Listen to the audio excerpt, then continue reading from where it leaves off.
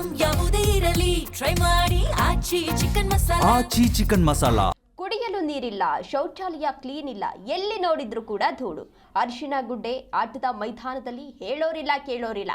ಇದು ಶಾಲೆಯೋ ಅಥವಾ ದನದ ಕೊಟ್ಟಿಗೆಯೋ ಎನ್ನುವ ಪ್ರಶ್ನೆ ಎದುರಾಗ್ತಾ ಇದೆ.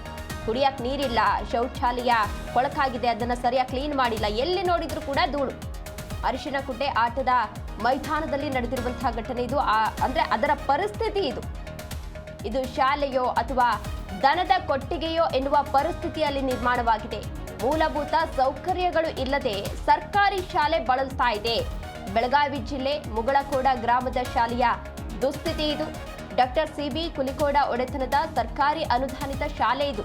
ಅವ್ಯವಸ್ಥೆಯ ಆಗರವಾದ ಸರ್ಕಾರಿ ಅನುದಾನಿತ ಶಾಲೆ. ಸಾಕಷ್ಟು ಆಕ್ರೋಶಗಳು ಕೂಡ ವ್ಯಕ್ತವಾಗ್ತಾ ಇದೆ. ಇಲ್ಲಿ ಮುಖ್ಯವಾಗಿ ಗಮನಿಸಬೇಕಾದಂತಹ ಅಂಶ ಏನು ಅಂತ ಅಂದ್ರೆ, ಸರ್ಕಾರಿ ಶಾಲೆಗಳಿಗೆ ಮಕ್ಕಳು ಮುಖನೇ ಮಾಡ್ತಾ ಇಲ್ಲ. ಎಲ್ಲ ಪ್ರೈವೇಟ್ ಸ್ಕೂಲ್ ಕಡೆ ಮುಖ ಮಾಡ್ತಾ ಇದ್ದಾರೆ. ಅಂತಹ ಸಂದರ್ಭದಲ್ಲಿ ಎಲ್ಲೋ ಅಷ್ಟೋ ಇಷ್ಟೋ ಮಕ್ಕಳು ಇಂತಹ ಶಾಲೆಗಳಿಗೆ ಬರ್ತಾ ಇದ್ದಾರೆ. ಆದ್ರೆ ಈ ರೀತಿ ಆದ್ರೆ ಅವರು ಓದೋದು ಹೇಗೆ ಅನ್ನುವ ಪ್ರಶ್ನೆ ಕೂಡ ಇಲ್ಲಿ ಎದುರಾಗ್ತಾ ಇದೆ.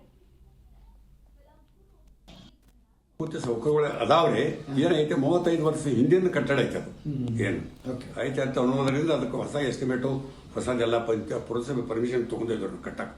ಈ ವರ್ಷ ಬೇಸಿಗೆ ಸೂಟಿ ಆದ ಕೂಡಲೇ ಕಟ್ಟಿಬಿಡ್ತಾರೆ ಬಿಲ್ಡಿಂಗ್. ಹಿಂದೊಂದು ಎಕರೆ ಜಾಗನ ತಗೊಂಡಿವಿ ಅದಕ್ಕೆ ನಾವು. ಇದಕ್ಕೆ ಇಲ್ಲಿಂದ ಅಂದ್ರೆ ನೀವು ಸ್ಥಳಾಂತರ ಮಾಡ್ತೀರಿ? ಇಲ್ಲ, ಹಿಂದ ಅಲ್ಲೇ ರೀ, ಅಲ್ಲೇ ಬಾಜುದಲ್ಲೇ ಹಿಂದಿನ ಮಗಳ ಕಟ್ಟಡ ಕಟ್ಟಿ ಇದನ್ನ ತೆಗೆದು ಬಿಡ್ತೀವಿ ಈ ಕಟ್ಟಡ. ಸರ್, ಇನ್ನು ಕೆಲವೊಂದಿಷ್ಟು ಹೇಳ್ತಾ ಇದಾರೆ ಅಂತಂದ್ರೆ ಇಲ್ಲಿ ಶಾಲಾ ಆವರಣದಾಗ ಕೃಷಿ ಇದಕ್ಕೆ ಬಳಕೆ ಆಗ್ತಾ ಇದೆ. ಏನ್ ಬಳಕೆ ಏನಾಗುದಿಲ್ಲ, ಅನಿವಾರ್ಯ ಐತೆ. ಅದು ಏನ್ ಮಾಡೋರು ನಾವ ಏನಾಗೈತೆ ಅಂದ್ರೆ ಎಲ್ಲ ಮಕ್ಕಳು ಅದಾರ, ಅವರು ಮಕ್ಕಳು ಅದಾರ. ನಾವು ಕೊಡ್ಲಿಲ್ಲ ಅಂತಂದ್ರೆ ಅವ್ರು ಶಿಫ್ಟ್ ಆಗ್ತಾರೆ. ಮತ್ತೆ ಊರಾಗ ಕಾಂಪಿಟೇಷನ್ ಶಾಲೆ ಗೊತ್ತಾಯ್ತಿರಲ್ಲ.